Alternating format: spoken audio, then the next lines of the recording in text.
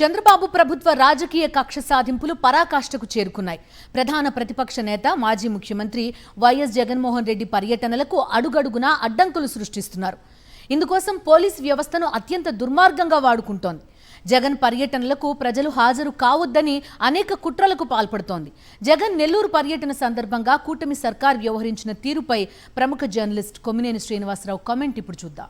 వైఎస్ఆర్ కాంగ్రెస్ అధినేత మాజీ ముఖ్యమంత్రి వైఎస్ జగన్మోహన్ రెడ్డి నెల్లూరు పర్యటన ఏపీలోని టీడీపీ, జనసేన, బీజేపీ కూటమి ప్రభుత్వానికి ఒక గుణపాఠం నేర్పి ఉండాలి. పోలీస్ వ్యవస్థ రాజును మించి రాజభక్తి ప్రదర్శిస్తే ప్రజల్లో ఎలాంటి తిరుగుబాటు వస్తుందో కూడా నెల్లూరు జిల్లా తెలియజేసినట్లయింది. బహుశా దేశ చరిత్రలోనే ఒక నాయకుడి పర్యటనకు జనం రాకుండా అడ్డుకోవడానికి రోడ్లను తవ్వి గోతులు తీసిన ఘనత ఏపీ పోలీసులకే దక్కి ఉంటుంది. వైఎస్ జగన్ తన మీడియా సమావేశంలో వ్యక్తిగత విమర్శలకు తక్కువ ప్రాముఖ్యత ఇచ్చి తను ఏ సందర్భంలో టూర్కు వచ్చింది, తమ పార్టీ నేతలను ఎలాంటి అన్యాయ కేసుల్లో పెట్టారు, ఎలాంటి విధ్వంసాలకు టీడీపీ కార్యకర్తలు పాల్పడుతున్నారు, దాని పరిణామాలు ఎలా ఉండే అవకాశం ఉంటుంది అన్న అంశాలపై ప్రధానంగా మాట్లాడారు. దానికి ముఖ్యమంత్రి చంద్రబాబు నాయుడు జమ్మలమడుగు టూర్లో జవాబు ఇచ్చే క్రమంలో అసలు విషయాలు తప్ప ఎంతసేపు జగన్ పైన వ్యక్తిగత దూషణకో ఏవేవో తప్పుడు ఆరోపణలకు ప్రాముఖ్యత ఇచ్చారు. అంతే తప్ప జగన్ అడిగిన వాటికి నిర్దిష్టంగా జవాబు ఇవ్వలేకపోయారు. జగన్ నెల్లూరు జైల్లో ఉన్న మాజీ మంత్రి కాకాని గోవర్ధన్ రెడ్డిని పరామర్శించడానికి వెళ్ళారు.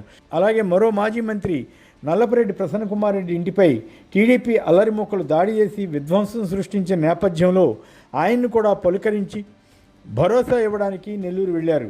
నిజానికి గత నెల మొదట్లోనే నెల్లూరు టూర్ పెట్టుకుంటే హెలికాప్టర్ దిగడానికి వీల్లేని అటవీ ప్రదేశాన్ని పోలీసులు చూపించారు.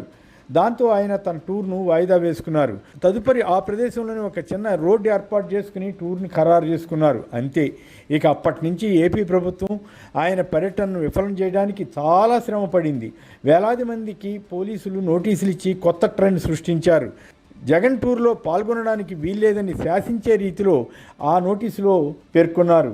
ఎక్కడైనా శాంతి భద్రతలకు విఘాతం కలుగుతుందని అనుకుంటే కొన్ని చర్యలు చేపడుతుంటారు. వైసీపీ వారికి నోటీసులు ఇవ్వడమే కాకుండా ప్రజలను కూడా భయభ్రాంతులను చేసే రీతిలో పోలీసు అధికారులు ప్రకటనలు చేశారు. ఇవి చాలావన్నట్లు టూర్ జరిగే రోజున ప్రజలు, అభిమానులు ఎవరూ రాకుండా ఉండడం కోసం పోలీసులు జేసీబీలు పట్టుకొచ్చి రోడ్లపై గోతులు తవ్వారు. తొలుత ఈ నిర్బంధం వల్ల జగన్ టూర్కు ప్రజలు పెద్దగా రారేమో అని ఆయా వర్గాలు భావించాయి.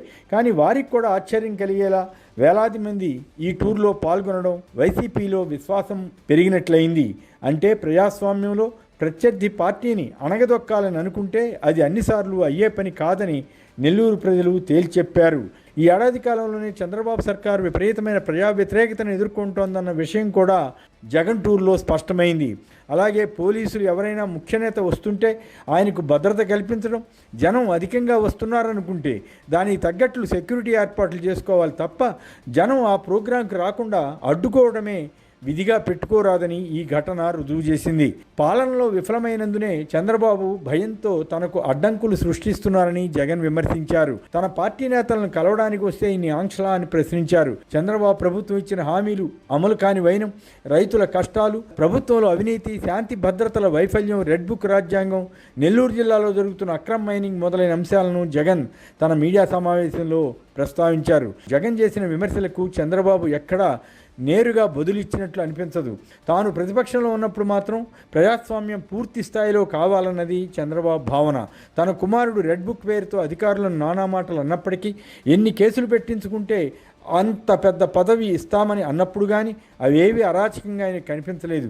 స్వయంగా చంద్రబాబే పలుమార్లు పోలీసులను ధిక్కరించి హెచ్చరికలు చేయడం, టూర్లు సాగించడం చేసిన ఘట్టాలు ఎన్నో ఉన్నాయి. అధికారంలోకి రాగానే వాటిని మర్చిపోయి జగన్ పర్యటనను అరాచకంగా వ్యాఖ్యానిస్తున్నారు. రాజకీయ పాలన చేస్తానని చెప్పడం ద్వారా టీడీపీలో అరాచకాన్ని ఎంకరేజ్ చేస్తున్న విషయాన్ని విస్మరిస్తున్నారు. ఎంతో సీనియర్నని చెప్పుకునే చంద్రబాబు ఇప్పటికైనా తన కుమారుడు మంత్రి లోకేష్ అనుభవ రాహిత్యంతో అమలు చేస్తున్న రెడ్ బుక్ వ్యవహారాలకు ఫుల్ స్టాప్ పెట్టడం అవసరం. నెల్లూరు అనుభవాన్ని గుణపాఠంగా తీసుకుని ప్రజాస్వామ్యయుతంగా ప్రవర్తిస్తే చంద్రబాబు ప్రభుత్వానికే మంచిది. లేకుంటే ఈ ప్రభుత్వం ప్రజల్లో మరింత పలచనవుతుంది.